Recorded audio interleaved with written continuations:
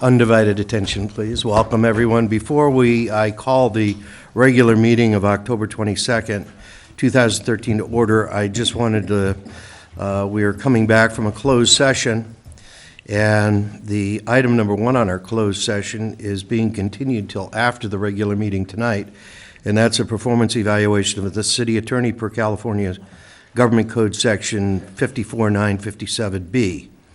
And item number 2 on our agenda, which was also discussed in closed session, is a conference with legal counsel pursuant to Government Code Section 54956.9D4, initiation of litigation, one case, and that matter is going to be continued to a closed session, which will be prior to our meeting on November 12th, 2013. Is there anything else I need to add to that announcement, Mr. Fletcher? No, sir, that's fine. Okay. All right, I'm now going to call the regular meeting of October 22nd, 2013 of the Ojai City Council and the Ojai Redevelopment Agency Successor Agency to order. Roll call, please. Councilmember Lara? Here. Councilmember Clapp? Here. Councilmember Smith?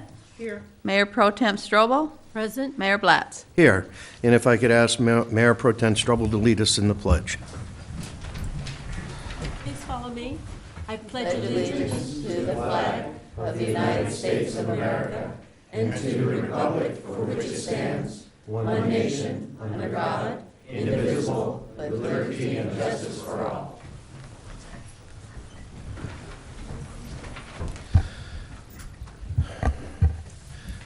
Thank you again, everyone, for being here for this meeting.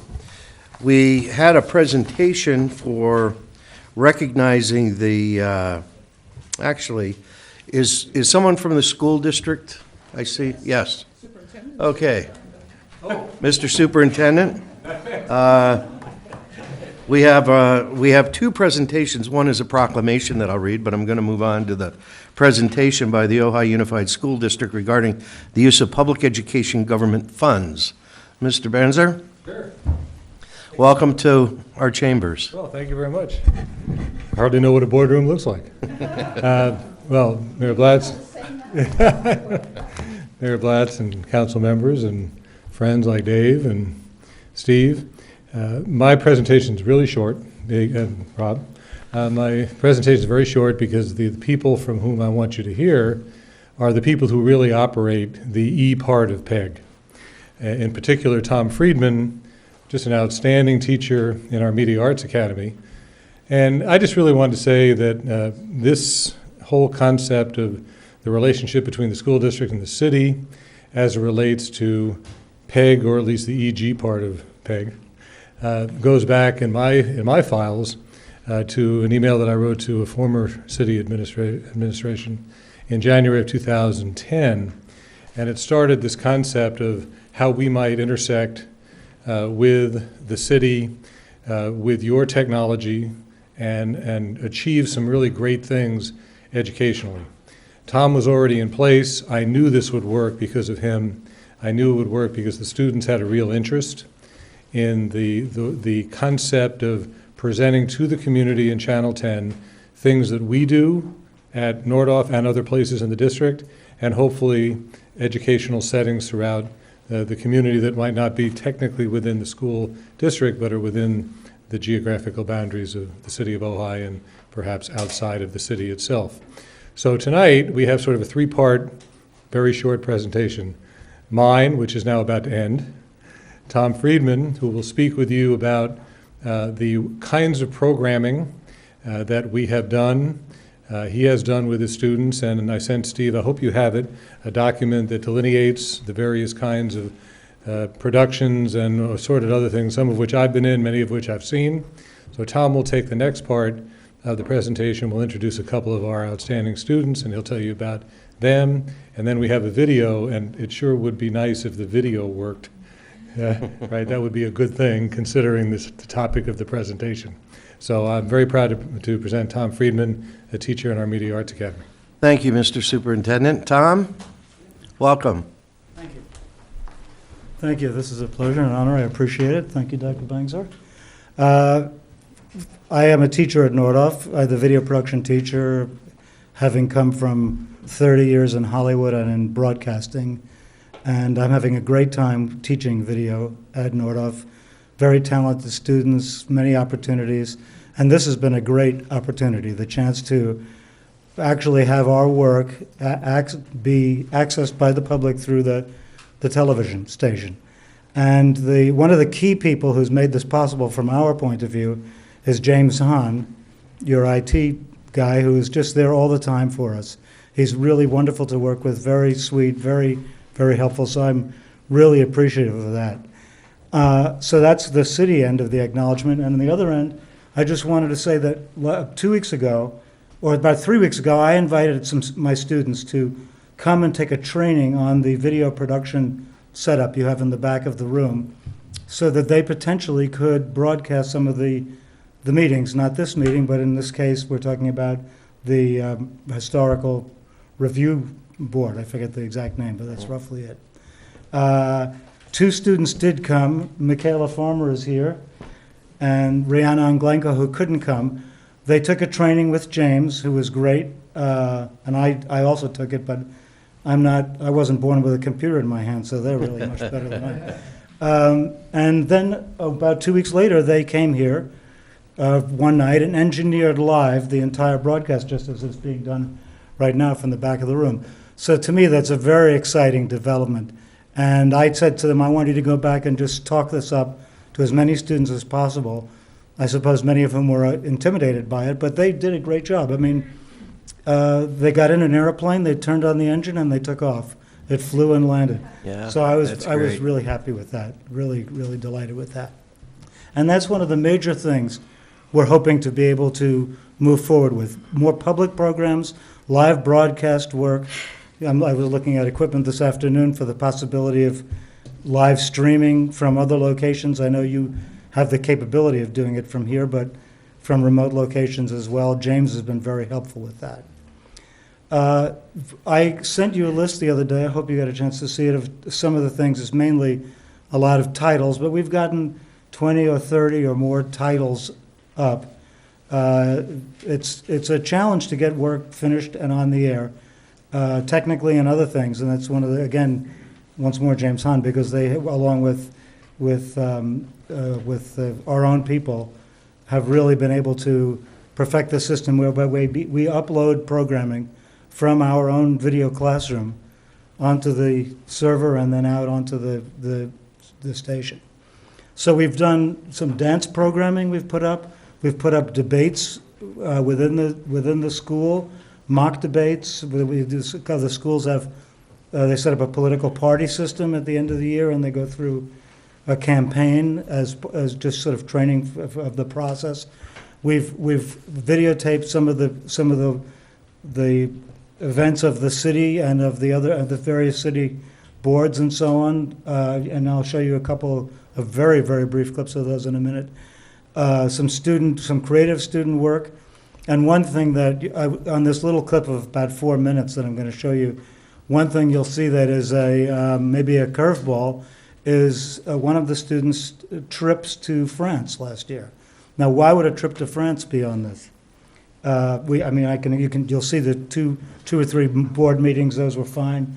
But what's a trip to France doing on this thing?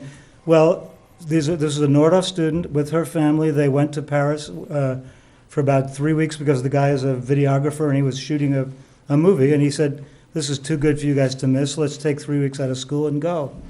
So I said to her, "How are you going to do video? You know, you're away. You can't get away from here just to go to France."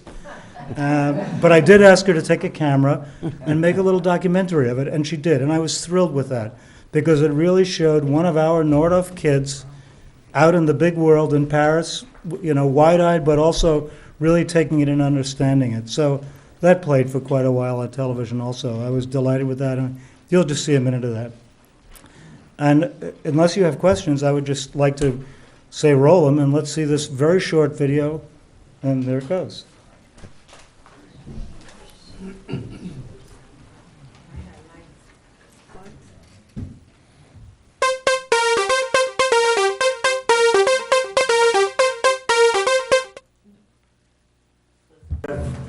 We have done and put on the air, and if you have any questions, be happy to answer them, otherwise, that's as far as our presentation goes. Thank you very much. Any questions by the Yes. council? Yes. Are you putting the football games on so people who didn't make it to the stadium can watch them? Well, we'd like to do that. We've had highlights of the football games from time to time, and we do have people working on them. But it's it's hours of stuff. It's a lot of time. My goal is to have the students do all the work, and I do nothing. So I'm trying to sit there, trying to get them to get down with it and get it finished. It's a challenge to get it all done. Also, I talked to the coach at some point in the past about doing, even possibly streaming live broadcast right from the stadium, but there's a discussion about how that might affect the live attendance, which is so important both to the spirit of the game and to the spirit of the economics. So I was thinking maybe I hope that we'll be doing that on a much more regular basis, as well as with some of our other sports. It's easy for us because they put on that game just so we can shoot it, and we might as well grab it. Thank you very much, Tom. Thank you. Hank, thank you very much. Anytime, you're welcome. Just let you know, Thomas has won this year, and last year, somebody named Sophocles Katzen. It seems to be Yeah. this father-daughter theme. Yeah, they're really heartwarming when they see that. It's hard to beat them. Yeah, thank you. We are happy to be in the back of the auditorium. Maybe you could Yeah. ask him some questions. Oh, Chad. Oh, hi. For those of you in the audience and at home, the city council meetings have always been broadcast live and then rerun throughout the week. And planning commission have always been taped and then not broadcast live, but broadcast via videotape. And we are now in the process of putting together the process so that all of our commissions can be taped and then broadcast. So I think that's, by and large, through the help of Nordoff. Are they doing some of the engineering for the commissions? Yes, they are. Okay. So we welcome that. The next presentation that's on the agenda is a proclamation, and unfortunately the people that were going to attend today are ill this evening and aren't going to be able to be here to personally receive it. I'll make sure that they get it after I read it, but October 20th through October 26th has been designated as Freedom from Workplace Bullies Week.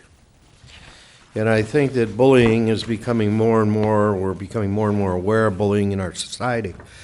And we wanted to take our time this evening to have a proclamation with regard to the Freedom from Workplace Bullies Week.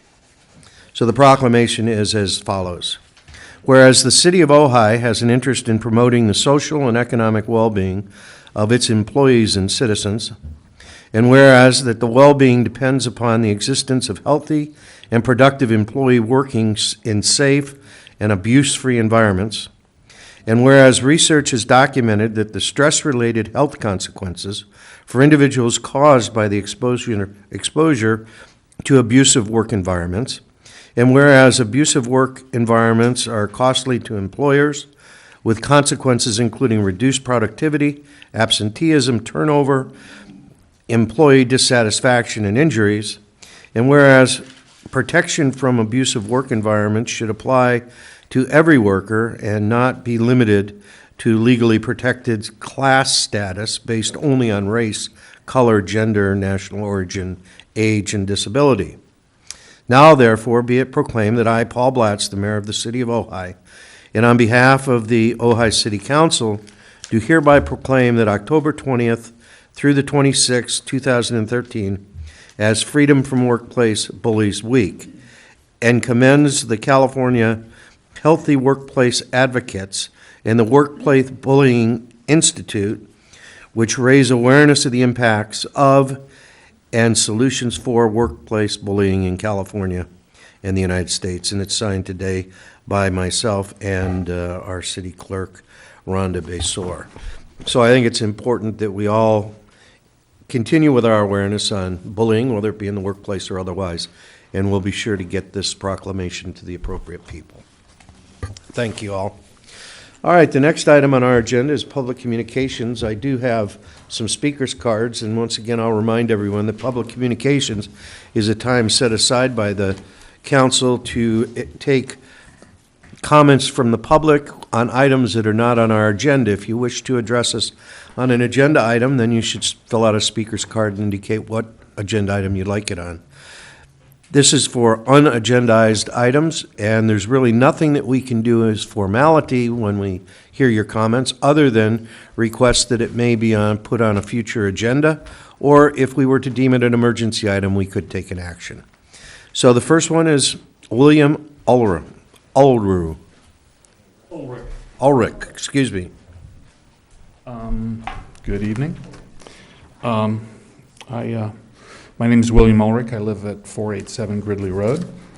And this may be, certainly is a non sequitur, and it may also be redundant from the perspective of the record of the city, but subject came up in the course of a conversation. I didn't really, nor did my conversational partner have an answer for this, so I figured I'd ask this question. It's pretty much directed at the council, and that is that why does it appear that the preponderance of either direct hire or contract professional staff in the city live outside of the city of Ojai? And I'm saying this from the perspective of the underlying question is obviously salaries paid to people that live in the city benefit the city from the perspective of the tax base. So, simple question.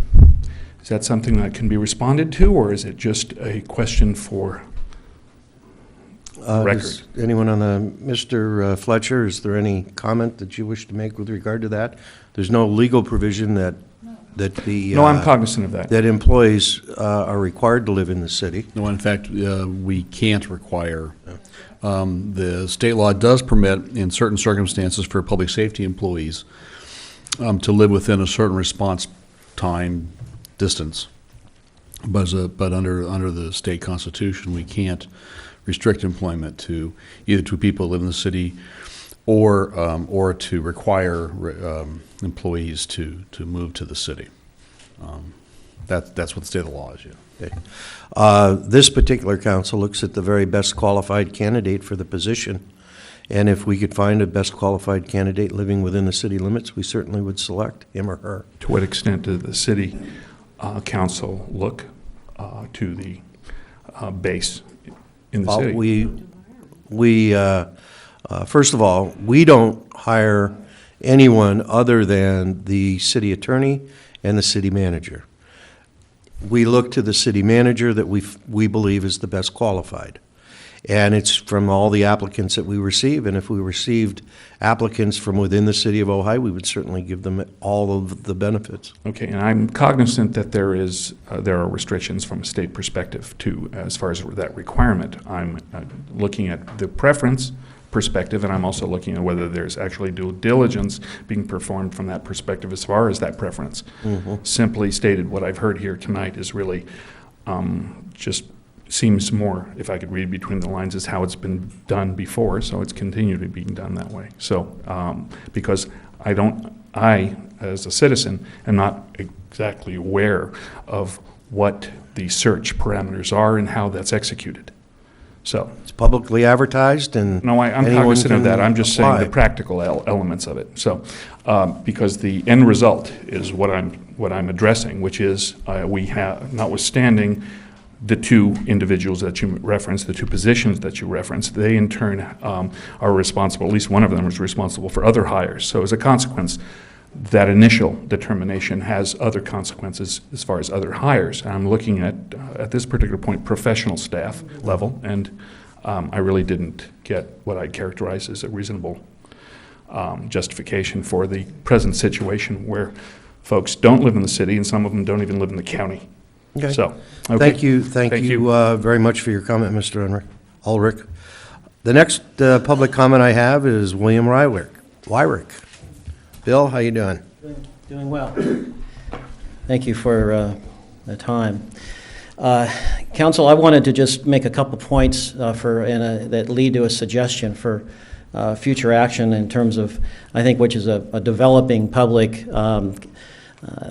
consensus about the importance of getting this second unit program working and working well. I couldn't state it any more than the state second unit law introduction. By promoting the development of second units, the community may ease a rental housing deficit, maximize limited land resources and existing infrastructure, and assist low and moderate income homeowners with supplemental income. That's from the introduction to the state second unit law. I think we all know that the goal is to maximize the extent to which we can meet affordable housing goals through second units. I'm going to make two or three pointed comments. Number one, that means it's part of the design that the reward-punishment balance should be correct. As an economist, I know from research, history, et cetera, people are led better by reward than by punishment. Punishment has to be there, but the minimum is necessary. Rewards work better. And I think that's an important thing to understand in terms of implementing the second unit program with the kinds of amendments we already have been talking about. There should be the net effect of the problem. One of the things I want to think that we need to have a future extensive discussion on is that Ordinance 826, not part of Agenda Item 2, but the other elements, are more stringent than what is suggested by the state second unit law. The state second unit law has a ministerial approval process for cities that don't adopt second unit ordinances. It's less stringent than what ours is on specific things like unit size, 50% floor area, and so on. That doesn't make sense in terms of following our policy goal, in my opinion. Fees should not, also when you get into fees, there is a reference in the state second unit law to the Mitigation Fee Act about how fees should not discriminate against affordable housing, should meet rough proportionality, and should maybe include outright mitigation in favor of affordable housing. California HCD guidelines are very specific about this. I'm not an attorney, but certainly there is a sort of a push towards including that in working with other agencies. The city has an affirmative coordination responsibility. I'm not sure that it's fulfilled in terms of immediately conveying, according to code, 65589.7, the second unit programs to other agencies, specifically with things like water and sewer programs. I think we don't really need a lot of additional sticks from the city in terms of what's coming down the pike in terms of the sanitary district. I would like to suggest in my last 5 seconds here that the city consider a joint future public workshop on the second unit program, possibly in conjunction with the sanitary district, and also the HCD is suggesting that public workshops of this kind be engaged in. Thank you very much. Thank you. Bill Miley?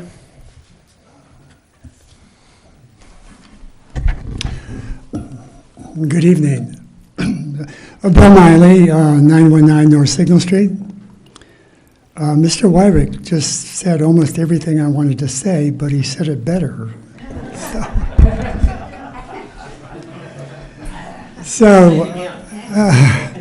But I would like to say that the question of affordability in the second dwelling unit is probably going to be really important.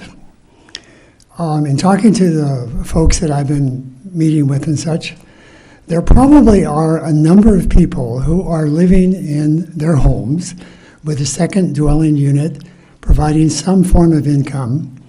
Their overall income may be Social Security with a little bit beyond that, and they may just making it.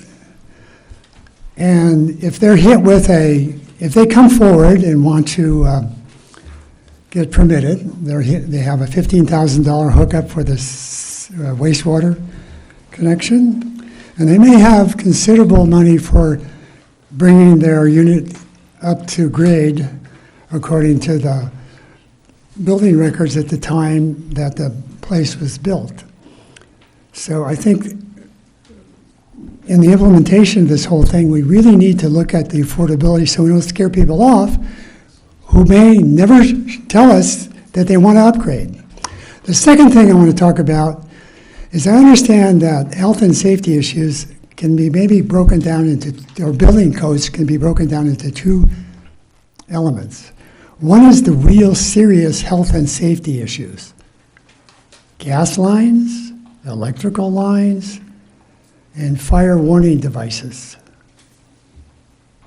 And those really should be brought up to the code, and probably for not a lot of money. But then there's the other building issues, insulation, framing, setbacks, and all that business. And I don't think in some cases where the question of affordability is the concern, that the second part should be really enforced. Safety, yes. Gas, electric, and fire warning. But let's not make them put 3 nails in every joint, et cetera, because they may never show up and want to, or if they do show up, the affordable rental that they have now is going to become unaffordable, and that's not what we want. Thank you. Thank you, Bill.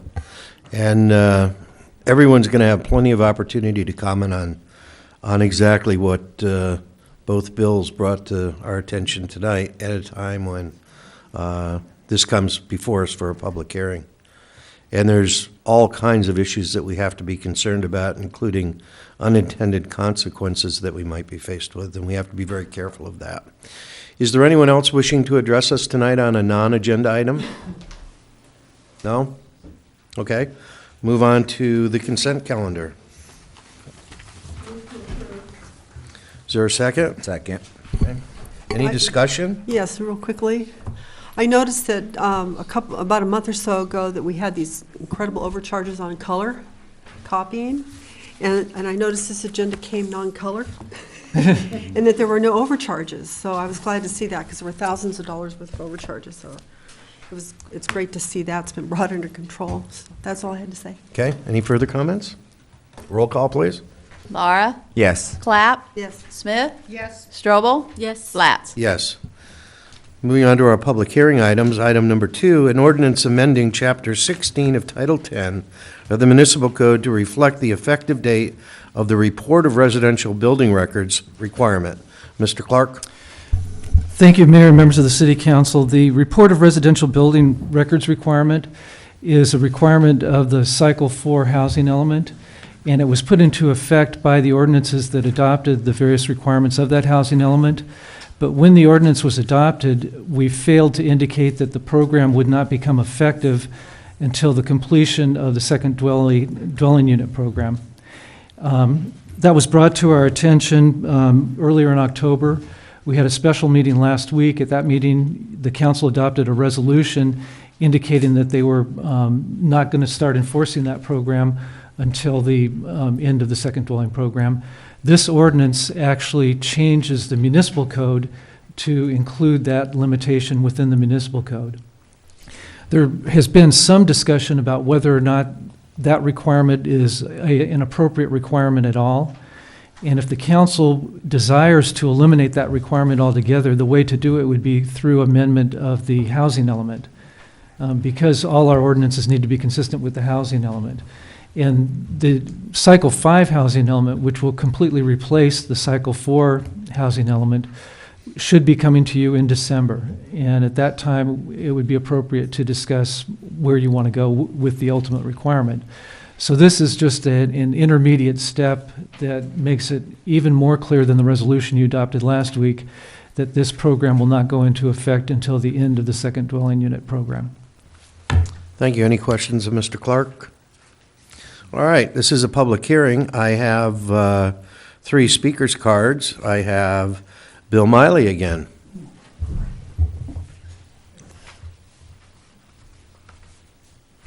Bill Miley.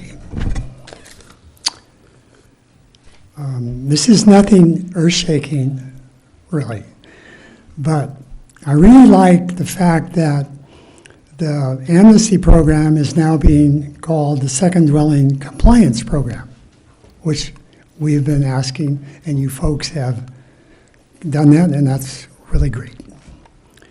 But in the resolution that's before you, unless you have a brand new one, there's 4 places in it where the word amnesty, second dwelling amnesty program is listed, and I'm sure you would like to change that so we get rid of the criminality issue, right? What's that? I'm sorry. Amnesty program, which is now called second dwelling. Right. But the resolution that you're being asked to adopt has the word second dwelling amnesty program in it. It has it in 4 places, and also in the section 10-1603, which is the report required section, the word amnesty is used again. And so I would like you to seriously change that. Thank you. Thank you, Bill. Tim Doer. Welcome, Tim. Thank you, Mr. Mayor, members of the council. Tim Doer, I am a resident of Ojai. And it seems like every time I get up here lately, I've just been chewing you out for doing things that I don't like. So I'm going to ask you if you would just stop doing those things, please. This council has been directed down a path that will have disastrous consequences for housing of all kinds in this community, especially affordable housing, which you all claim to care so much about. This path has led you to your actions tonight in part, and a second unit compliance program fraught with a very real possibility of legal challenges the state has warned about, and your city attorney should have warned you about, but didn't, that those being in part the deed restrictions that are included. Chapter 16 is a joke, and here's why. Your so-called stick targets properties that are being sold whether they contain a second unit or not. It doesn't guarantee that buyers will require a seller to come down and pad the city budget further by getting a report. Even if they do, there's no requirement that either party take action to correct any possible deficiencies, and the sale cannot be invalidated if anyone fails to comply. The likelihood of this effort increasing the safety or affordability of housing in this community, in my opinion, is minuscule. If you would, please make a note of this next part so you don't forget. I ask that during your discussion tonight that each of you publicly state your goal for the number of housing units to have been pardoned by the end of your amnesty program.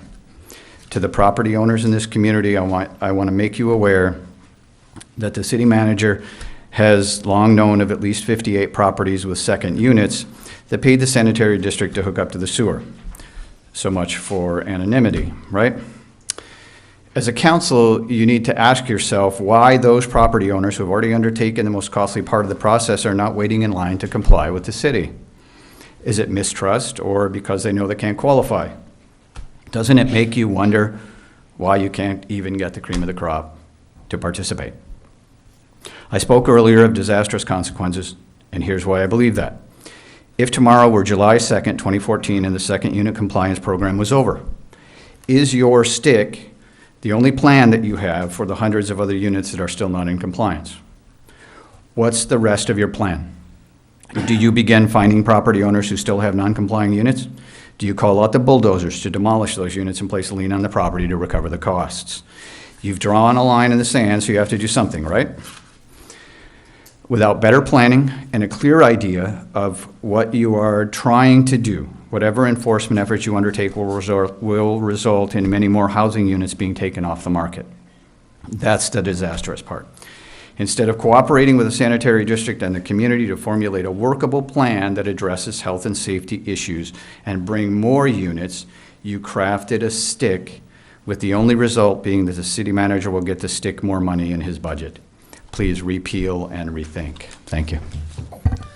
Thank you, Tim. Bill Wyrick again.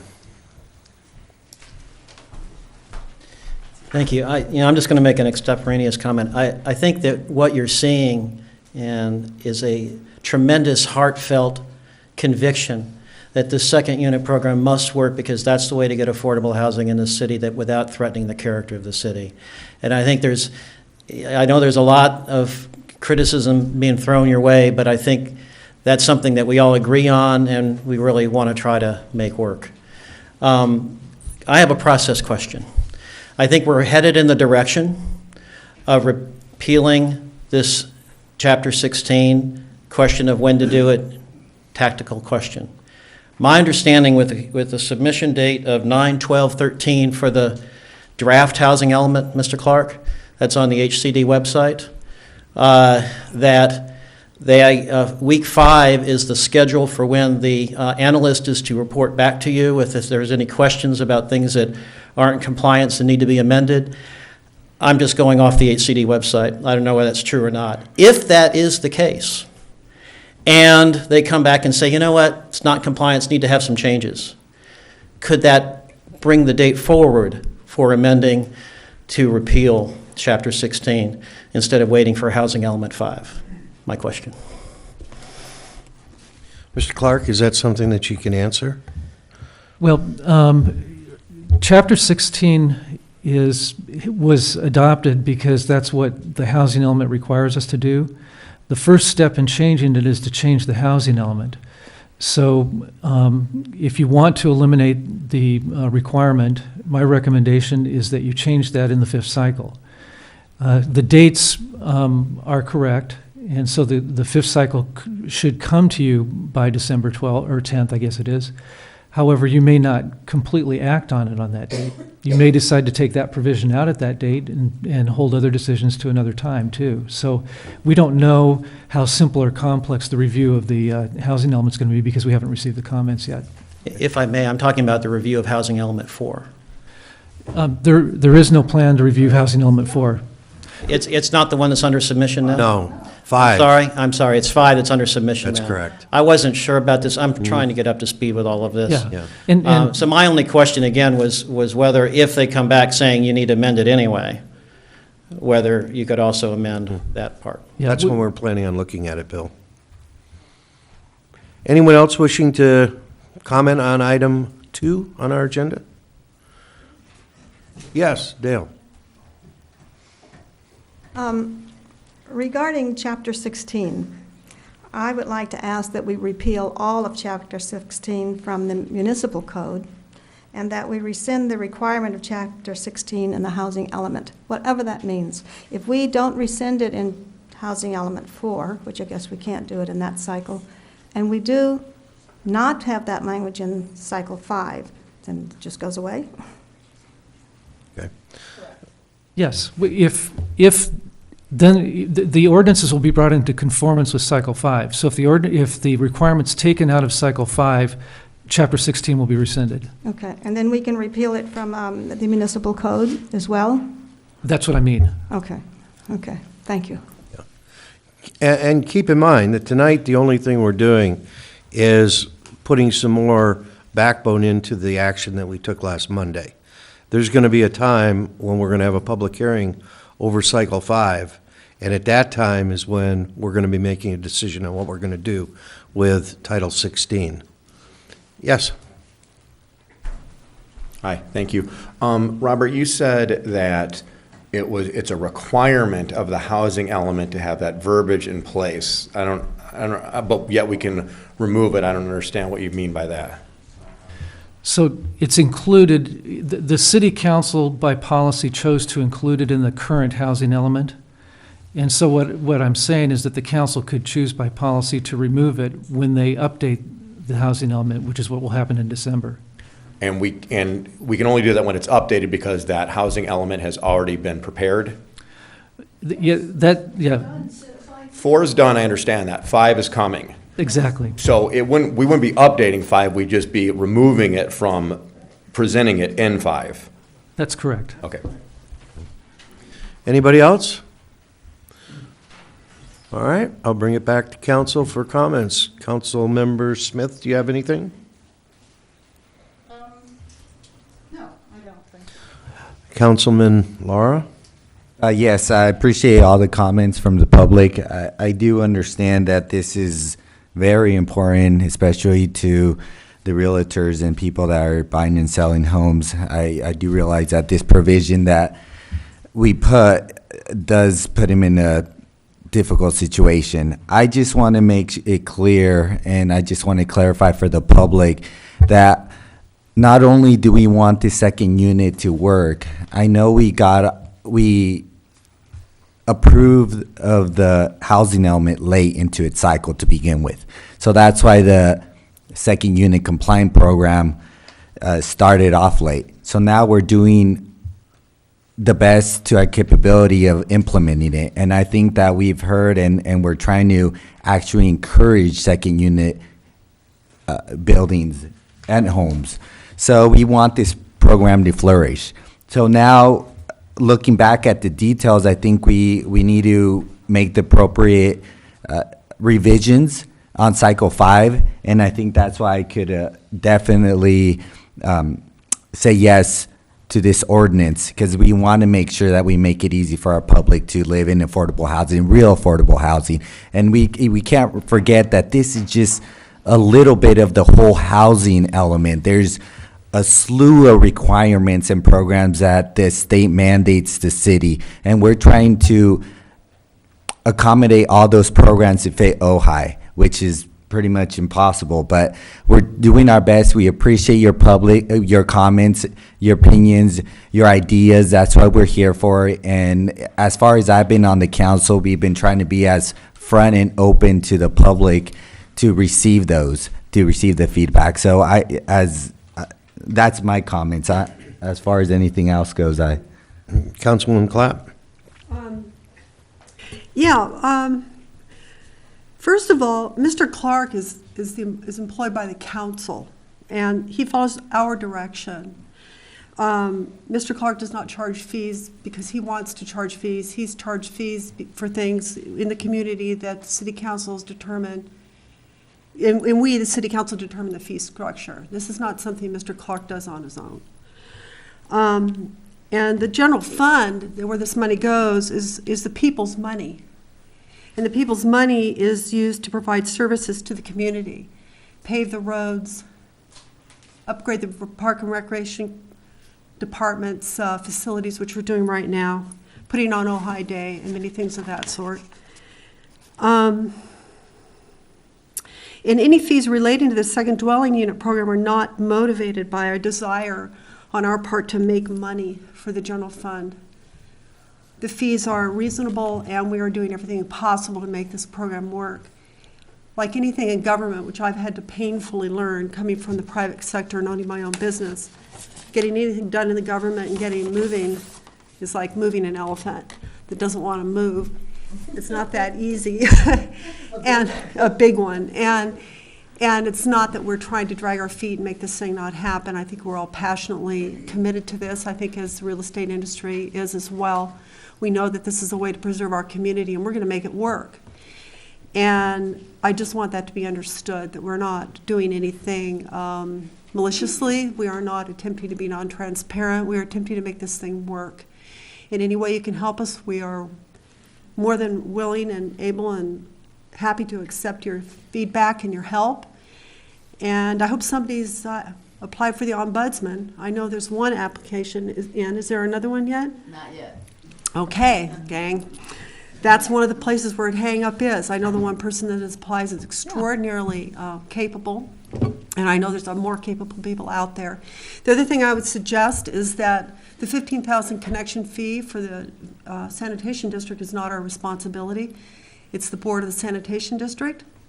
So I suggest that maybe you show up at their board meetings and maybe recommend to them that they reconsider the fees based maybe on square footage instead of a flat fee, not depending on square footage or anything, on how many toilets you have or how many showers you have or anything. It's just a flat fee no matter the size of the unit. So I think it'd be really good for you to show up at a sanitation commission meeting and suggest that maybe they reconsider how they establish their fees, and that may help and remove one of the hugest impediments right now to making that program successful that the council has absolutely no control over. And so let's make it work, and we're here and committed to doing that. Thank you. Mayor Pro Tem Strobel. Thank you. I want to see if I can make things a little clearer. What's before the council tonight is a change to the ordinance establishing the effective date of the building report requirements. That's what's before the council tonight. As far as Chapter 16, I remain where I was last time we met, and that is, I believe the requirement should be rescinded. I believe the Chapter 16 should be repealed, and I believe that our city staff should work with the sanitary district so that we can come to some kind of working agreement so that the people who would like to come into compliance aren't left to deal with the city, and after that fun ordeal, deal with the sewer district. I think the city and the sewer district can get together so that we can determine how best to bring these units into compliance.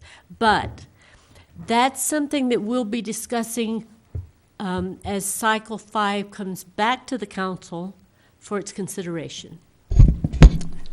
And that would be in December. Councilwoman Smith? Thank you, Mr. Mayor. I agree that would be, the ideal would be to collaborate with the Ojai Valley Sanitary District, but I need to reiterate what Councilwoman Clapp said. We have no control over their fees. They are a separate entity with a separate elected board. They have many ratepayers who have paid the $15,000 for a hookup, and they're right next to a neighbor who has had an illegal hookup and have had a second dwelling unit there, which we would like to bring in compliance.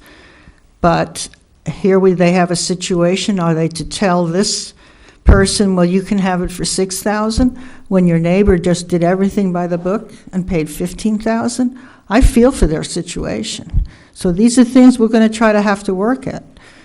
But we could collaborate with them, we could work with them, you could go to their meetings, but that is their district.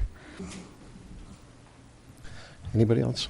All right, well, I'm not going to spend much time commenting on what's before us tonight because I think it's imperative that we get the dates straightened out. And also, I've made myself well known that I'm not in favor of what's contained within Title 16, but I do want to comment just because I want the awareness of the public on this second dwelling situation.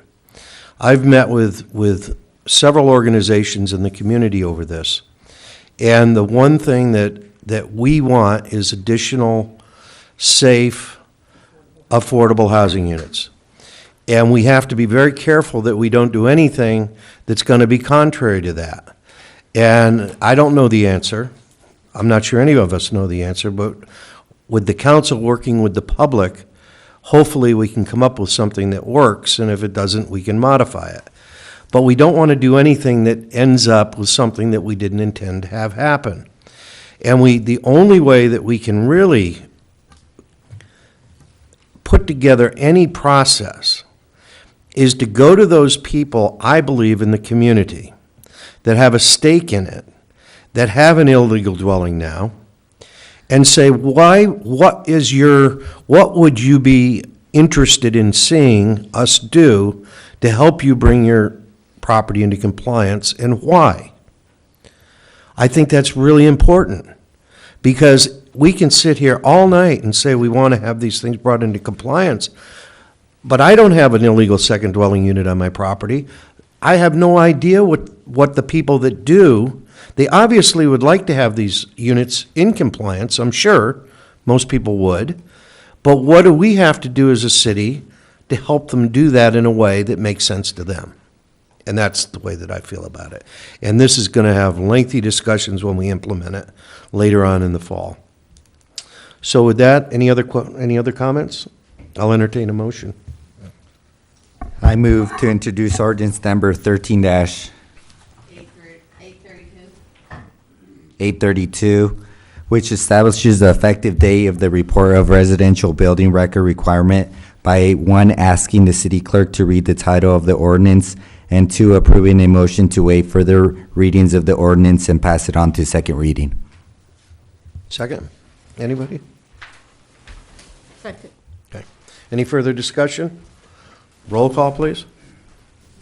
An ordinance of the City Council of the City of Ojai, California, amending Section 10-16.03 of Chapter 16 of Title 10 of the Ojai Municipal Code regarding the effective date for the report of residential building records. Lara? Yes. Clapp? Yes. Smith? Yes. Strobel? Yes. Flats? Yes.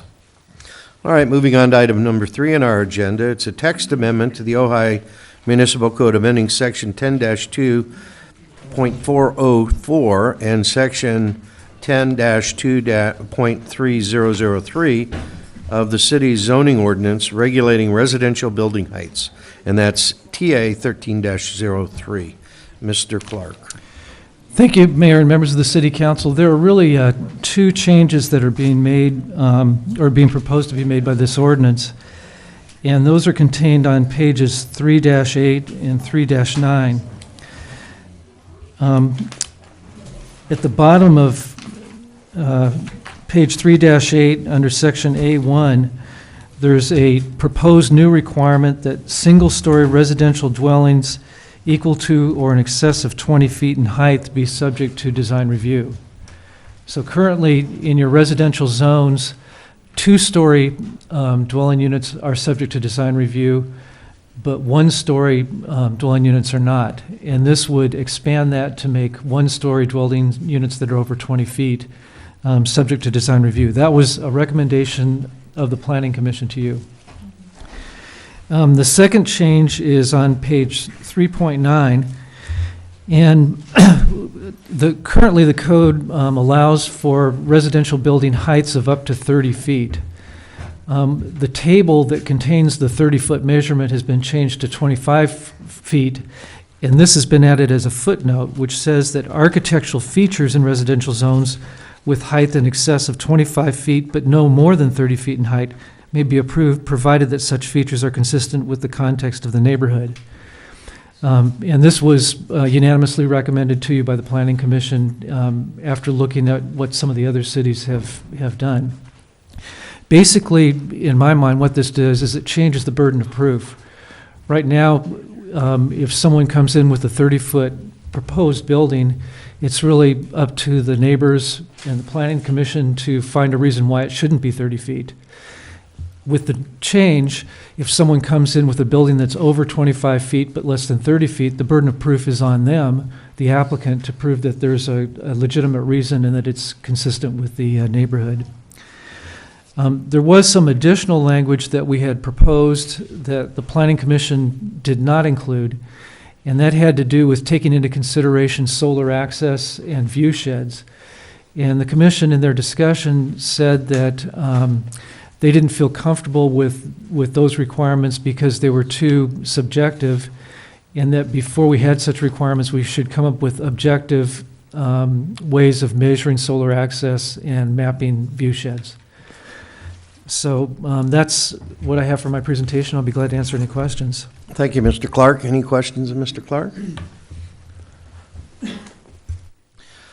I have no speaker's card on this agenda item. Mr. Miley?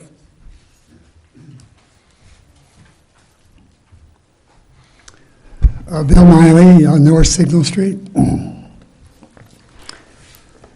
I'm looking at the paragraph F, which Mr. Clark just spoke about, which talks about the unreasonable deleterious impact on neighboring properties, et cetera, solar access and such, which the Planning Commission chose to not support, which sounds good, I guess.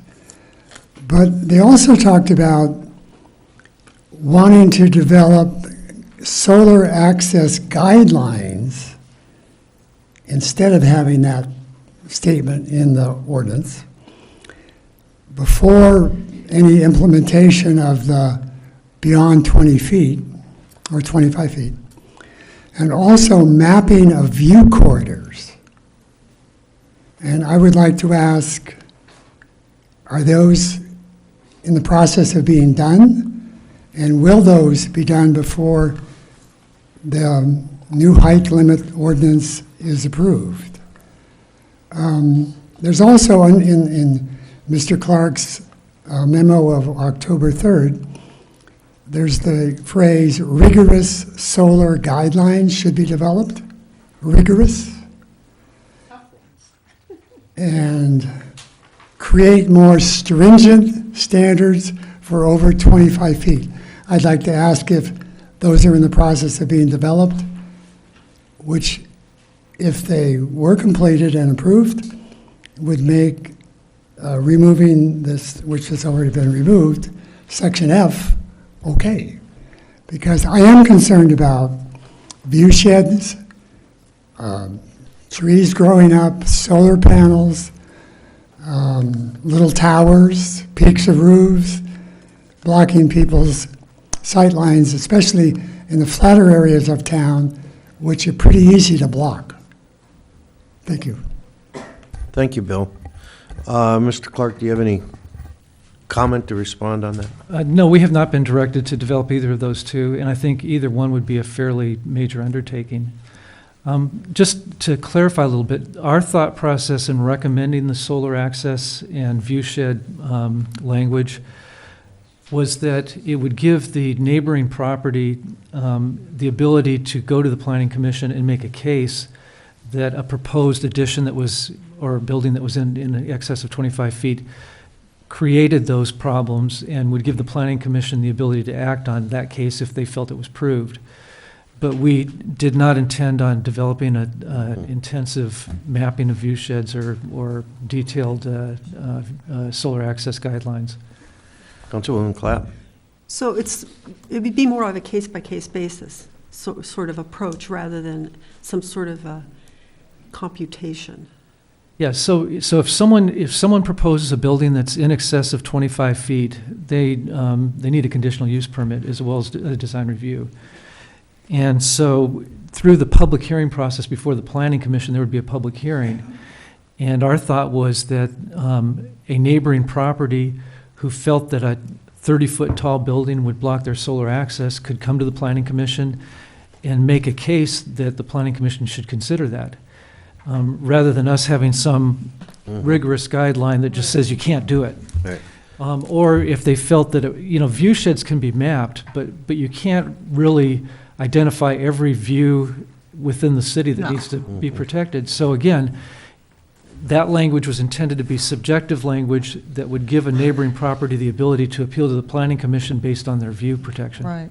Now, has that been, because the Planning Commission did not recommend that language to be included, correct? Right. They recommended that it be taken out, so we took it out of what we've presented to you tonight. Right. But it's a policy decision for you to make whether you want to. We could actually put it back in if we wanted to. Yes. Councilwoman Smith? Well, do we have anything about trees such as the hideous, hugely growing, non-native tree that's across the street from me that I have begged my neighbor to prune, and they refuse, and it has totally ruined my view shed? Do we? We don't. Exactly. So, I mean, it seems to me botanical view shed obstruction is a bigger problem, because certainly in building something, you can know what the final height would be, rather than a huge, overgrown, non-native tree that I swear may kill me when it falls. But, so how can you, as I said, I didn't think we did, and we have no control over that. So, do we? No, I don't exactly. believe so. Councilwoman Clapp, did you have a comment? No. Oh. Mr. Miley, did you have something else you wanted to offer? Yeah. Bill Miley, I'd like to just add my thoughts now that Mr. Clark has given the situation about no new guidelines and no mapping because of whatever. I like what is in paragraph F of the memo that Mr. Clark prepared for tonight, October 2nd, 22nd, which gives the public an opportunity to participate.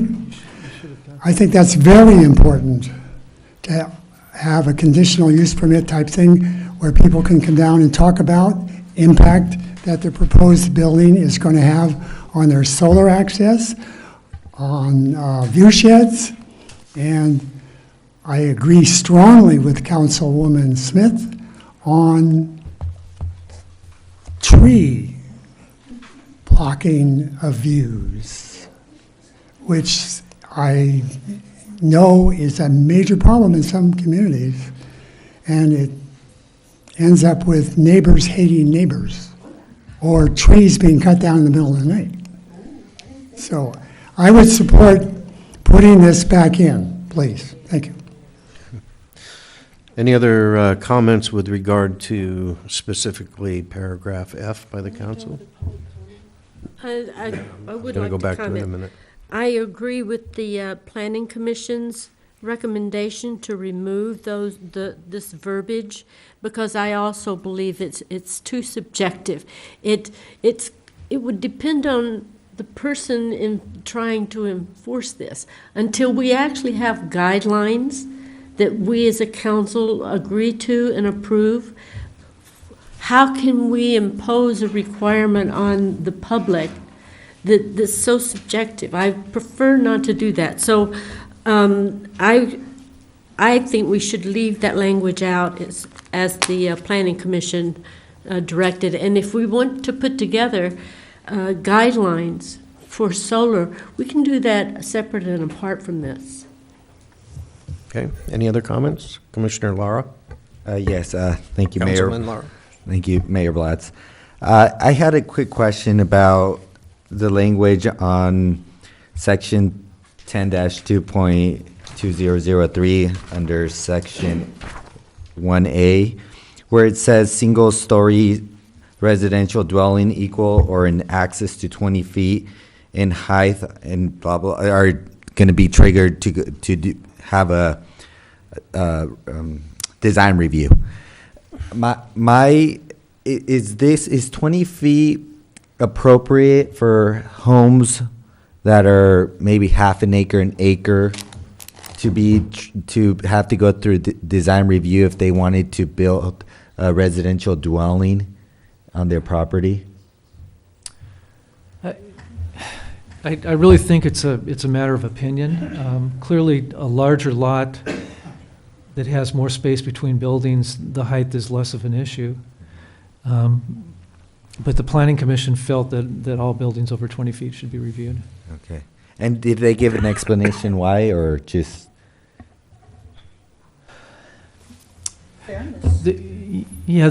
This actually came from a prior meeting that I didn't attend of the Planning Commission, so I'm not sure what explanation they may have given at their first meeting. Well, my point getting is I'm trying to wrap my head around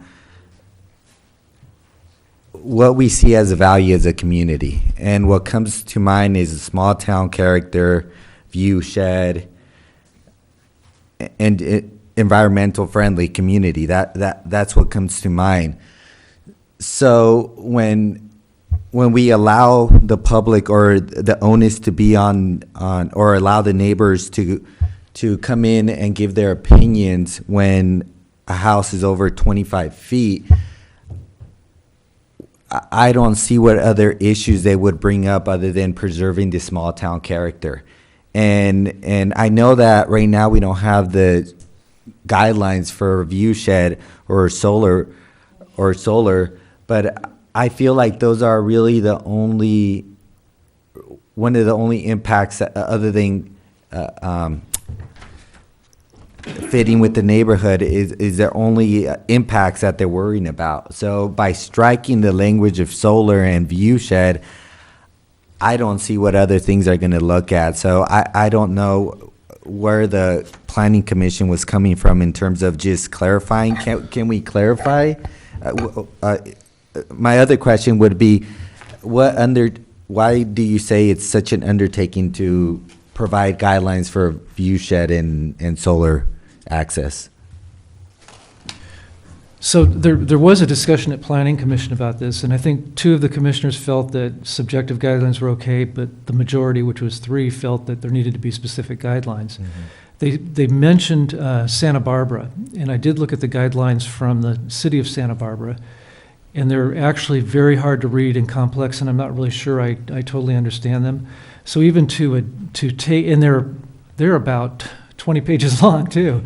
So I think to take their, like for example, to take the Santa Barbara guidelines and adapt them to the city of Ojai would take quite a bit of work. I don't think it would just be change the name. I think we'd have to really have a better understanding of how they worked and what they meant. So I think it would be a fairly significant undertaking. Mapping of view sheds, I really don't have any, I haven't looked at any examples of that, and I haven't done that. I know that you, sometimes in environmental impact reports, they do try to map view sheds, but it's a very broad mapping. It's not a fine detail mapping.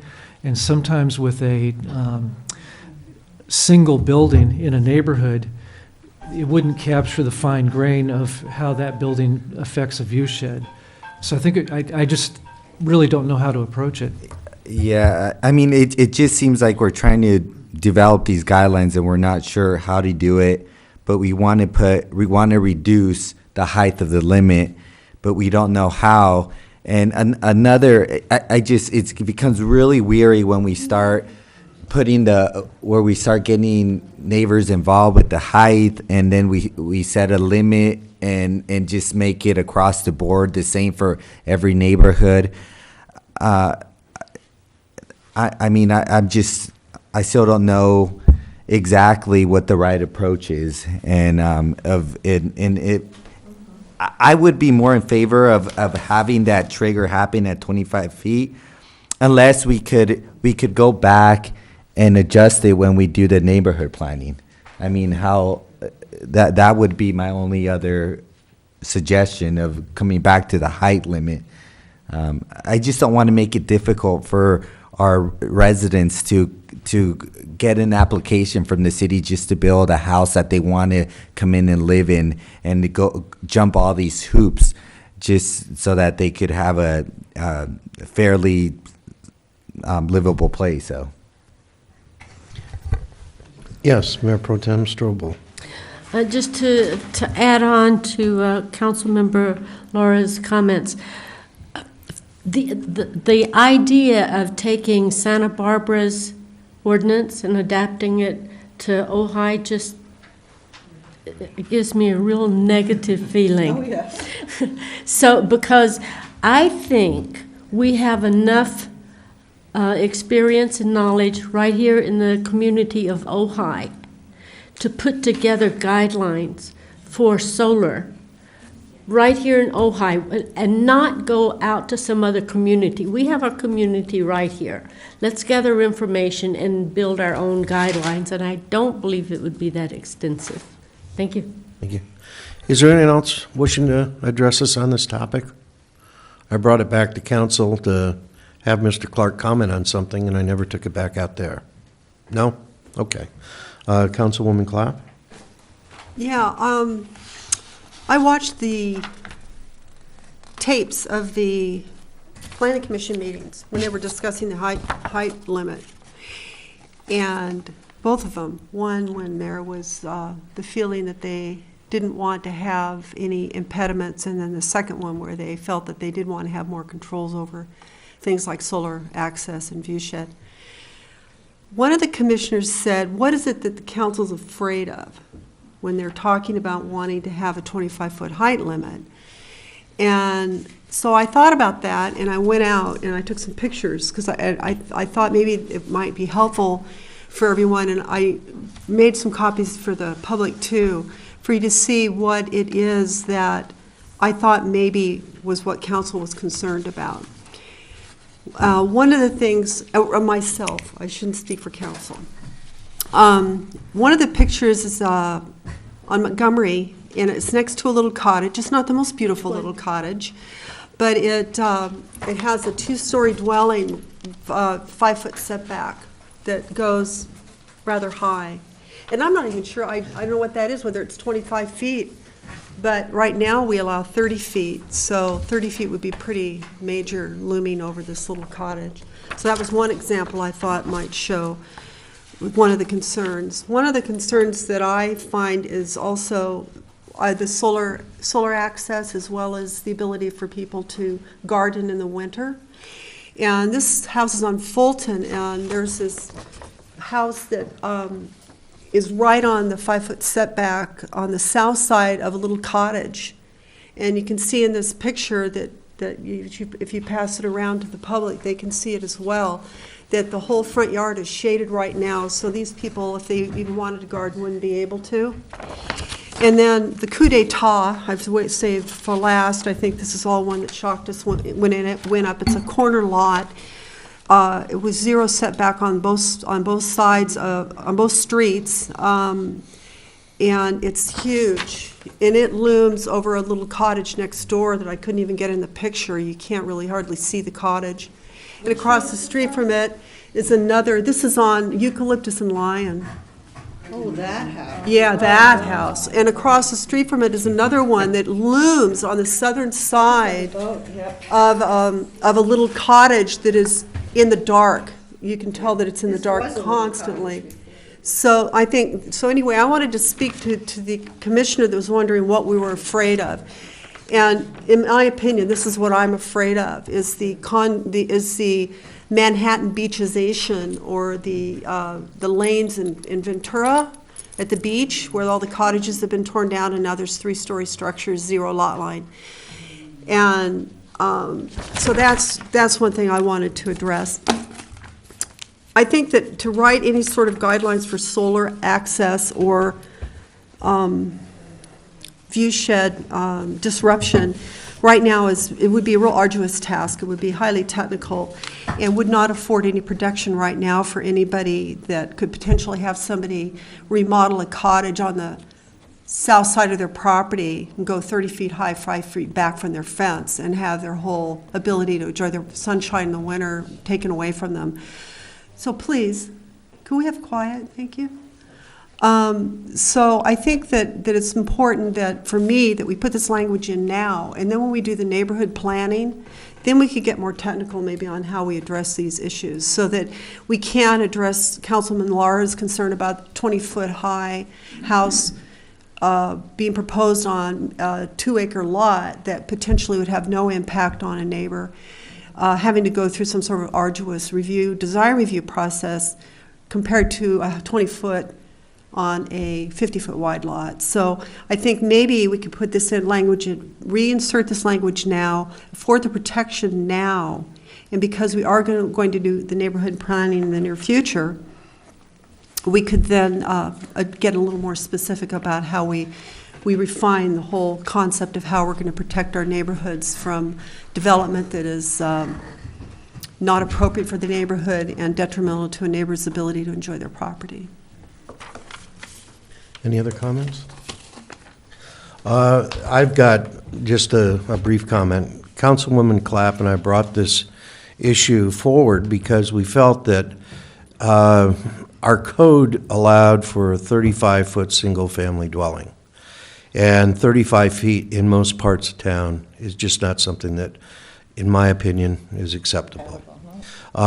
So we fought to get it to 25 feet with some, I guess, exemptions for parapets and things like that.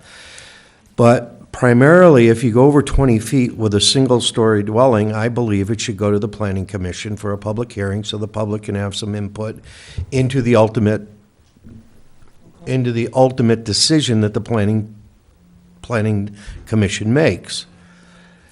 I, for one, always welcome and ponder on public input, because we certainly are here to serve the public, and until the public has voiced an opinion that we have a period of time to reflect on, it's hard for us to make a decision that's best for our community. And that's why I think that anything over 20 feet should go before the Planning Commission for public input. Likewise, I have no objection to leaving in paragraph F. I think that even though it tends to be ambiguous, because what is consistent with the context of the neighborhood, it's ambiguous in terms of not having guidelines, but it's at least allows somebody to say, look, this property or this construction is going to have an impact on my view shed, or it's going to have an impact on my backyard, or it's going to have an impact on this neighborhood. And it gives them at least the opportunity to bring it to the Planning Commission's attention. So I would be in favor of leaving that in. That's all that I have to say. Councilwoman Smith? I'm in total agreement with you. In fact, this last picture, now that I know exactly which house it was, people were horrified when it went up. And I think it did cause some changes in setbacks. It is totally out of scale with the tiny cottages in the neighborhood. So I am total favor of what our mayor just said. And then, if you're talking about houses up in, our richer neighborhoods where they have an acre or two, that would be a neighborhood that, that can handle that. It's not going to bother view sheds. It's not going to bother the neighbors. But when, you see, this was a tiny cottage, and he just went ahead and did this. And now, maybe somebody else next to him would do it. But if we stop that now, they will stay reasonable, and the people who've lived there for years and want to live in a small house will continue to enjoy it. So I'm in total agreement with the mayor and Councilwoman Clapp on this. Any other comments? Mr. Mayor, Yes. I have a question. I don't know if we closed the hearing or not. It is a public hearing, and I'm going to make a motion to close the public hearing. Thank you. I'm sorry. We kind of bounced it back and forth a little bit. We did, I'm sorry. All right, I'll bring it back to council for further discussion or a motion. Well, just for my final comments, I would be in favor of leaving the language about the solar in the view shed. I think that it's part of our value of living here in Ojai, and that's one of the impacts. That's something we view if we're going to put a 25-foot or higher or 20 feet or higher building. So I if it's going to be a process to come up with the guidelines, I think we could do it down the line. I think we can include them right now. As far as my only concern with the 20-foot trigger is the bigger houses. I agree that 20 feet is plenty here downtown. I think that that's appropriate.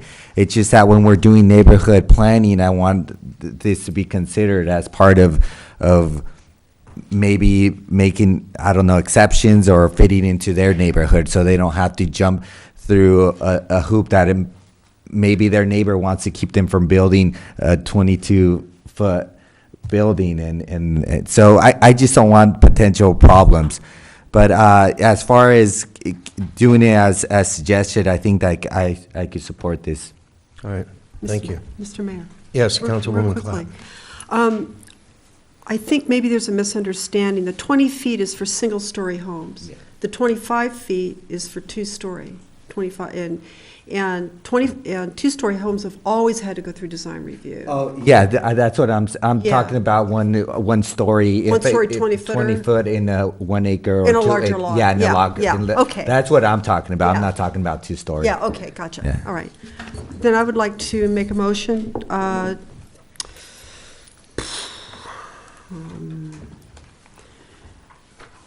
I may need some help with this, either Mr. Clark or Mr. Fletcher, because we're adding this back in.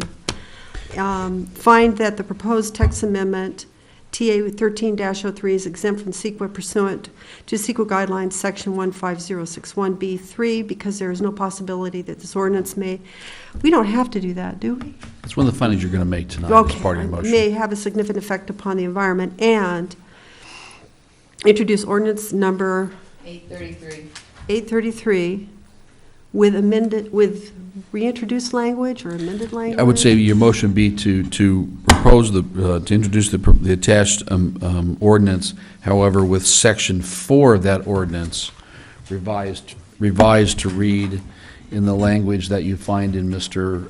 Clark's memo.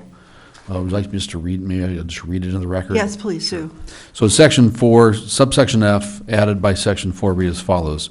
Architectural features in residential zones in excess of 25 feet in height, but no more than 30 feet in height, may be approved, provided that such features are consistent with the context of the neighborhood, do not have an unreasonable deleterious impact on neighboring properties, do not unreasonably block solar access on neighboring properties, do not have a deleterious impact on view sheds, and is otherwise consistent with the requirements of this section. Bingo.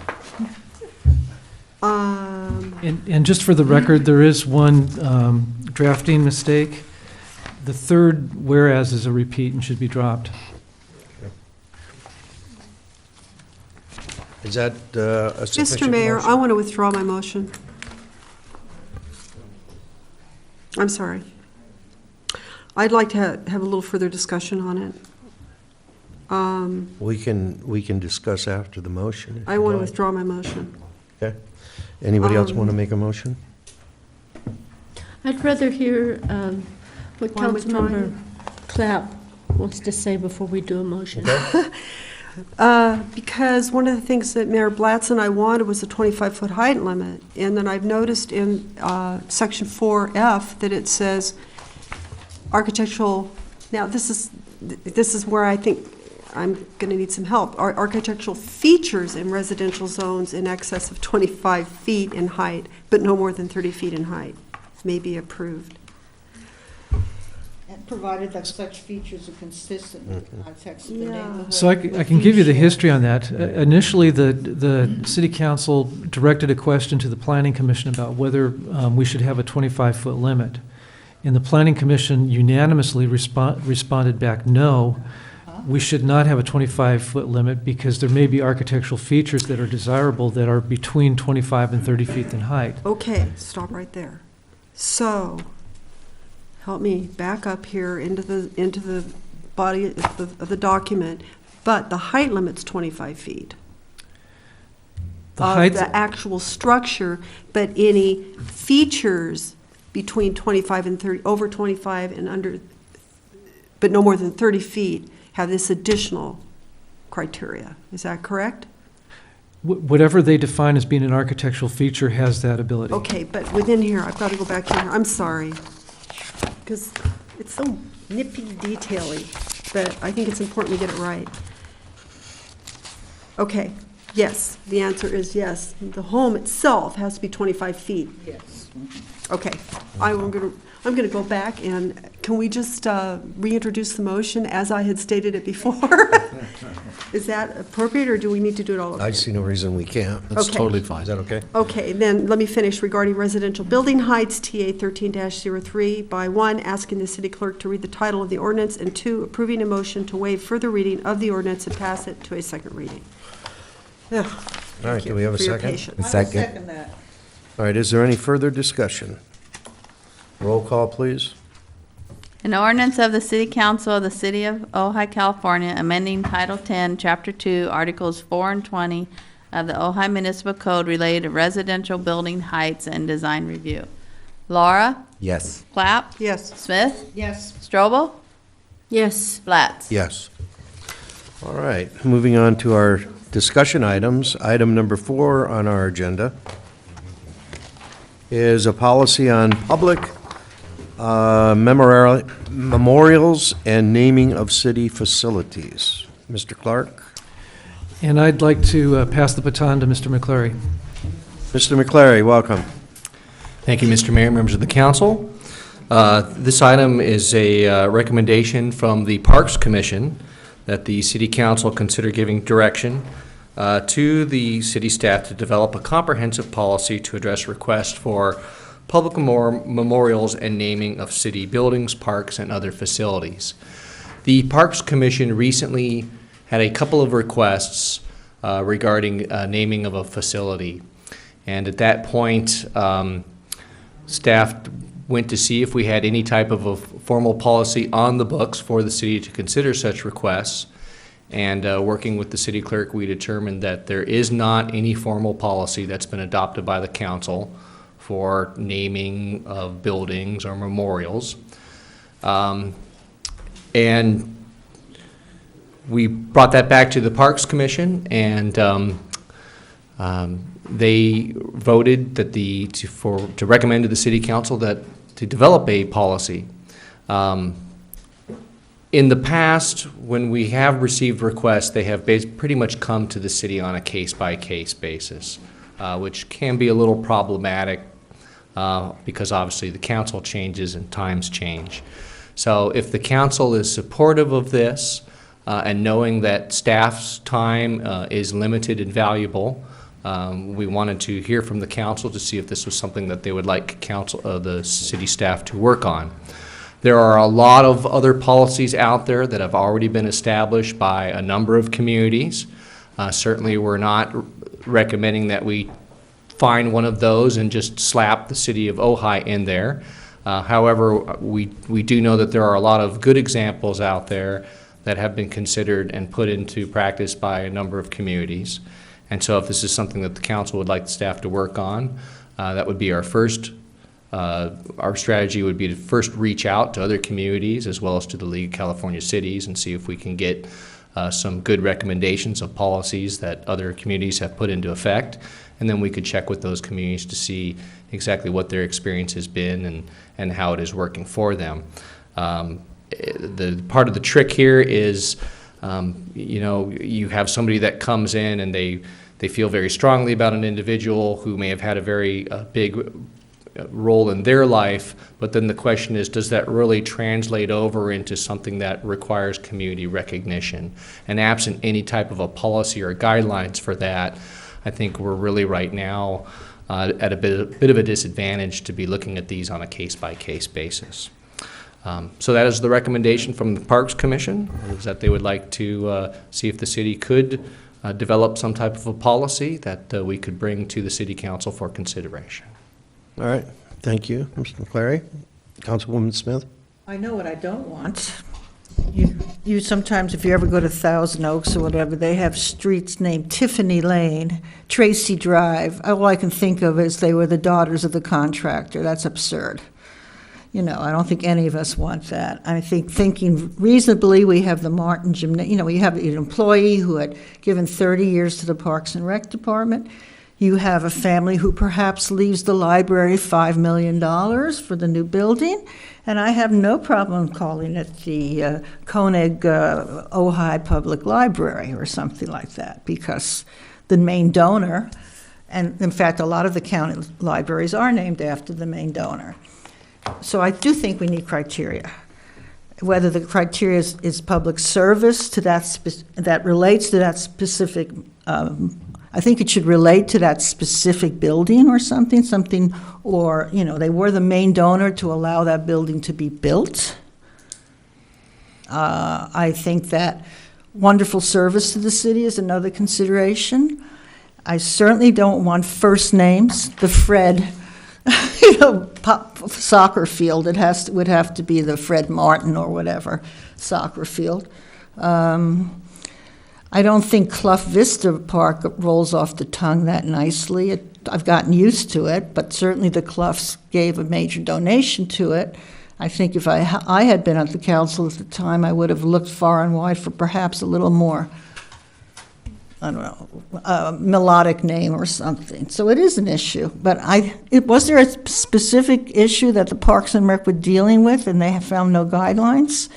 I mean, you don't have to name names, but was it a suggestion that someone had? And yes, we've recently received two suggestions.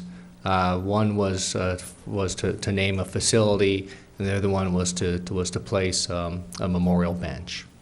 A memorial what? Bench. Oh, bench. Well, benches, you know. Okay, benches is another story, I think, to some degree, especially if the people are donating the bench, like the relatives or something, and there's space for the bench, and it meets our requirements for what a bench looks like, and we need the bench, right? I don't really have troubles with a bench if all of that is met. That's my comments. Yeah, Mayor Pro Tem Strobel. You know, this is good that the Parks and Rec Commission brought this up. And so I would like to see, I'm certain the Parks and Rec Commission have specific ideas in mind, so I would like to task the Parks and Rec Commission with creating a subcommittee and putting together a policy that the City Council can consider. I think that's a great idea. That Planning Commission does that quite a bit. They have subcommittees. So and the Arts and Commission? They draft, and the Arts Commission, I think that's a great idea. Tell them I would say we were more than agreeable to a policy and suggest they establish a subcommittee and come up with one. Yeah. And you know, when, as far as a subcommittee, and I'm thinking about the Arts Commission when I say this, the Arts Commission, the subcommittee that put together the public art ordinance, I believe expanded beyond just members of the Arts Commission. I could be wrong, but what I'm trying to convey is if the Parks and Rec Commission wanted to create a subcommittee, I would like them to have the ability to expand it to include the expertise that they need. I like that Makes sense. suggestion. Yes, it does. It makes complete sense to me. And being on former commissioner of the Parks and Recs Commission, I know that they have the capacity and ability to do that. And I know that's just something that we did was create subcommittees, and I'm sure they're going to come up with some good recommendation. All right. Do you need a motion on this, or have you gotten enough input? I think we have enough input. We can relay that back to the Parks Commission and ask them to form an ad hoc committee to develop some criteria that we can then bring back to the council. Great. Thank you. Thank you. Moving on to item number 5 on our agenda, Sarasate Park Boyd Center Remodel Project PW 2013-02. And I see Mr. Grant coming forward. I was at the Park and Recreations Commission as its liaison last week, and you spoke to them, so I presume that if I said Mr. Clark, he would say, you're going to handle this. Is that an assumption that I should make? I think that's a good assumption. Okay. Welcome, Mr. Grant. Good evening, Mayor and members of the council. And I'm sorry if I have to repeat myself to the mayor, but I think it'd be good for everybody to hear about it. I think it's no secret that the Sarasate Park, Martin Gym, and also the Boyd Center are some pretty significant disrepair after all these years of neglect. So I think the council recognized that when they approved the 5-year capital improvement program in the budget this year. So we approved $60,000 for repairs over there. Staff had put together a bid package. It's actually under our ordinances, it's an informal bid package since it's under $100,000. But we did follow the formal bidding procedures and advertise it in the papers and the local bid rooms and so on. So we had a pretty good showing. We had a mandatory pre-bid meeting, and we had 7 contractors attend. And we went through, primarily the specs included front office remodel. The front office is not ADA compliant right now. There's a drop when you walk into that room. So besides a potential lawsuit, it's a trip hazard, and it's also, the front office really is just in serious need of remodeling. It's got some ceiling tile that's hanging down. It's got just outdated fixtures throughout it. Even the electrical is outdated. Everybody's plugged into some of these massive extension cords. So I think that it'd be good for the safety of that front office. The exterior of the whole building, there's a lot of rotten wood out there and cracked stucco, which is causing the building to fall into further disrepair as the water gets in, starts rotting, different problems there. And the interior and the exterior needs a lot of paint fix up throughout it, so that's included in the specs. There's quite a few doors that are starting to delaminate that have serious damage on them. Additionally, they're outdated. They've all got the old handles, and they should be up to ADA compliance, which, by the way, we're working on ADA compliance plan for all the city buildings, and this will get us a significant step towards compliance, this update we're doing. And I think there's an art room most people are aware of. It's a nice little room, but it's really outdated. It's really echoes like crazy in there, so it needed acoustic upgrades. So we've got that acoustic upgrades as well as aesthetic upgrades in the art room and the multi-purpose room as well. So all this stuff together, and I guess I didn't mention the kitchen has got this ancient counter, which maybe has some kind of historic value, but it's really not that amazing. And as well as the sink. So we've got the new counter, the sink, and repair of the cabinetry inside the kitchen as well included in this. So we had the bid opening range from a high of $114,000 down to low of $58,000. And we are recommending, I'm sorry, I didn't put my glasses on. I tried to print that a little larger. Okay, so 55. And so we brought this up and did a review with the Parks and Recs Commission last week that the mayor was at. And the Parks and Recs Commission recommended with a unanimous vote that they actually contribute another $10,000 of the reserve money, the Recreation Department surplus money from the previous year, which is being held over towards the project. So I think that's one revision to this recommendation would be instead of a 15% ability to approve change orders, that we approve it up to $14,000, which would be should exactly be $14,056. And that would be the $4,056 left over from the budget, the original budget, plus the $10,000 approved by the Parks and Rec Commission. Thank you, Mr. Grant. Are there any questions from the council? No? Thank you. Well, I do Mayor have- Pro Tem Strobel. I think it's in here, but I just want to make sure. Is the memo we received regarding the Park and Rec meeting and the contribution of the 10,000, et cetera, is that all included That's in here? So if we make a motion to authorize the city, it's understood that that's in here? It's a revision to the recommendations, where it says right now, change orders up to 15% is item number 2 for the recommendations. That revision based on what you're mentioning there would be to revise change orders up to $14,056. I have a quick question. Yes, Councilwoman Clapp. There were RFQs for this, weren't there? Requested bids. For qualifications? This is actually straight for bids. We requested for bids. No qualifications? Well, you need a contractor's license, which is That was basically it. a qualification. Wow, okay. And that's pretty standard, I think, for any Yeah. public bidding It's process. such a dramatic spread. Is it? Well, It makes me nervous because I was in contracting for years, and when I see that kind of spread, I get really nervous. Well, I guess And we had the also want to one. never go with a low bid. Right. And we're forced to go with a low bid, so it makes me very nervous. We've got pretty good bid package specifications and so on. This is a little difficult because it is so much maintenance oriented. A lot of this is really maintenance, not even upgrades. Yeah. But there's quite a few upgrades involved. But if you look at the real high ball at 114,000, Yeah, you that's just really. throw that one out. Then it's not, yeah, I guess it's You not throw all them that out, they're bad. actually fairly tight. Mhm. Yeah, I suppose. You throw that one out, it's not so bad. Someone submitted a bid actually after this. I'm trying to think. I'm sorry, they're in their J&T. And J&T 75. and Dillon were both seemed like well-qualified companies at pretty close pricing. Okay, thanks. Thank you. Thank you. Any discussion by the council? If not, I'll entertain a motion. Yeah, is there anybody in the public that wishes to address us? No? Okay. I've noticed this change in wording, referring to the lowest apparent bidder. And for years, we always said the lowest responsible bidder. Well, I don't know why we went to a lowest apparent bidder. That doesn't tell me much. Mr. Grant? Can you enlighten us there?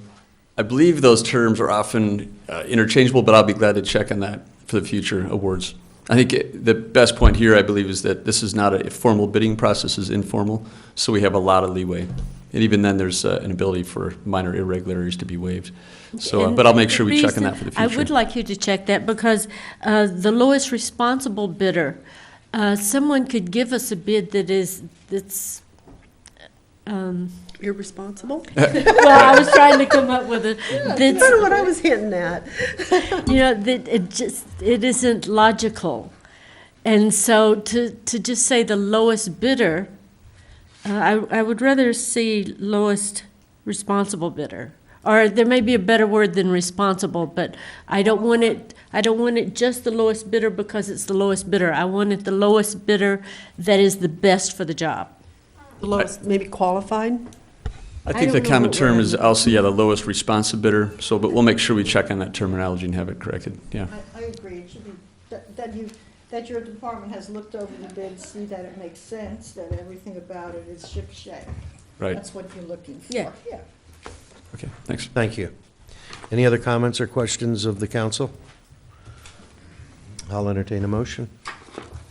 Mr. Mayor, I would move to authorize the city manager to execute a service agreement with Dillon and Company for the Sarasota Park Boyd Center Remodel Project PW 2013-02 in the amount not to exceed $55,000, is that still correct? $55,944, and authorize the Public Works Director to approve change orders up to $14,056 and waiving all building permit fees related to the project.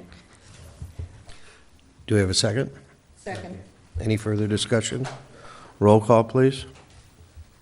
Laura? Yes. Clapp? Yes. Smith? Yes. Strobel? Yes. Flats? Yes. We're now going to adjourn as the Ojai City Council and convene as the Ojai Redevelopment Successor Agency. And I will entertain a motion on the consent calendar. Mr. Mayor, I would move to approve the consent calendar items 6A through C as presented. Is there a second? Second. Any discussion? Roll call, please. Laura? Yes. Clapp? Yes. Smith? Yes. Strobel? Yes. Flats? Yes. We're now going to adjourn as the Ojai Redevelopment Successor Agency reconvene as the Ojai City Council. There were no discussion items under the agency, and I will entertain reports from council members. Anybody have anything to report tonight? Councilwoman Smith. I have good news, actually. At Ventura Regional Sanitary District, if you read in the paper, we have succeeded in getting a big contract for hauling for Oxnard, so that basically it used to go to Waste Management. And we have more facilities and we have room for it, and so that will definitely increase the bottom line. And the other thing is that the burners that are very state-of-the-art, they do incredible things with waste, just incredible, are now working really well. The first 2 years they were together, they were very new, and the district had a lot of problems with them, but now the problems are coming really down to very few, and they look forward to really running 24 hours a day. And I think our VRSD stands to really win awards as being a real forward agency and what's going on. So getting the Oxnard contract was really big. So that's really good news for our district. And I enjoy the district. We have terrific people there. People don't think much about what happens when you flush the toilet, but think about what if it didn't work. So it's really very important. And if you've never been out to the facility and seen these burners, it's amazing. The stuff they land up with can be sold for fertilizer. It's absolutely free of pathogens. It doesn't smell bad. It's really quite extraordinary. So I think we have a lot to be proud of, the agency that we use, and they are a not-for-profit agency. Thank you. Mayor Pro Tem Stroh. I have a question. Are there any plans in the work, or do you know anything about the possibility of the sanitary districts with the burners, et cetera, maybe capturing and converting anything into energy, or? They already do. They already do that, yes. They run the whole facility off of methane. Yeah, the whole Generated by the facility is landfill. energy. Yeah. Yeah, it's Any- self-sustaining. That's where I'm heading if there's trouble. Any other reports from? I have just one announcement. The Green Coalition is putting on their annual Green Home Tour. And it's very inexpensive. I think you get a great deal, and you get to see a little house at the mob shop. And I think it's just a great opportunity for the public to participate. And that's it. What's the date? It's this Saturday. This Saturday? Yes, it starts at 10. And where do you buy your ticket? I believe you could go to the mob shop or just show up. It's $10 for adults, and kids are free. Great. Or at the Green Coalition, which is on, I forget the building. North Signal. North Signal, so. Their Bike to School Week was a roaring success. Apparently, they had more bikes and places to put them. The kids loved it. The parents loved it. And I think it just shows that if there's a safe way for kids to get to school, that kids will get to school on bikes more than they do today. So I'm really looking forward to seeing the Grand Avenue bike lane done and the other bike projects that we have hopefully slated for the future to get done so that we can move safely through the community. And that being said, last meeting, Mr. Clark, I asked about Matilaha and Maricopa Highway not being striped. And we Right. discussed that it's a Caltrans road. Yeah, Mr. Grant is going to be following up on Talk about that. moving an elephant. That'll, Mr. Grant will be talking to the elephant. yeah, okay. I just have one comment, not a report. I want to thank Mr. Clark and his hardworking, wonderful staff, particularly Amber, for the fabulous job that she did putting on Ojai Day. It's no easy task, that's for sure, so thank you very much. And I'd pass every word of that on to Amber. She really did a yeoman's job, Yeah. unbelievable. I mean, a couple hundred exhibitors. We had 48 performers on different stages all around. We had something like 80 volunteers that she coordinated. That was very impressive. It was very impressive. Any report from the city manager? City attorney? Nothing, sir. Chief, nice to have you back. You have anything for us? Yeah, it's nice to be back. Happy Halloween. That's next week. So yeah, your Ojai PD will be out in force trying to keep the kids safe. Drivers need to be alert, look for the little ghosts and goblins that are going to be out there. But other than that, it's good to be back. Though I am leaving next Wednesday to Southeast Asia to run a marathon. So Captain Monica McGrath will be here watching over Ojai. So Okay, well, thank you. Thanks. Good luck to you. Yeah. I see we have our fire chief back there. Do you have anything that you want to bring up? No? Susie? Nothing, sir. Okay, who else is back there? Greg, do you have anything else you'd like to tell us about? Stephen Cleary. You know, if I was at something really quick, and that I just want to mention, I hope that no one will be surprised, but hopefully be pleased that we'll have scaffolding going up around the bell tower at the museum.